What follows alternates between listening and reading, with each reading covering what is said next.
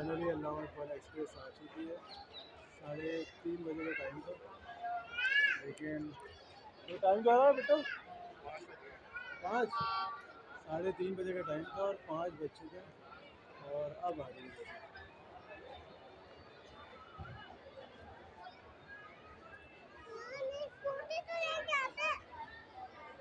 Train finally आ गई और तमाम पैसेंजर देखें इंतज़ार कर रहे हैं।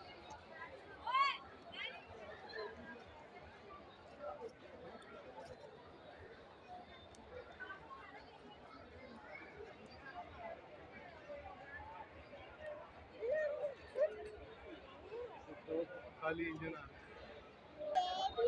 तो फ्रेंड्स मजाक हो चुका है हमारे साथ भी, खाली इंजन आ रहा है, खाली इंजन है। अब हम खुश हो गई थी कि ट्रेन आ गई, लेकिन हमारे बिट्टू भाई ने बताया कि खाली इंजन आ रहा है। ये देखिए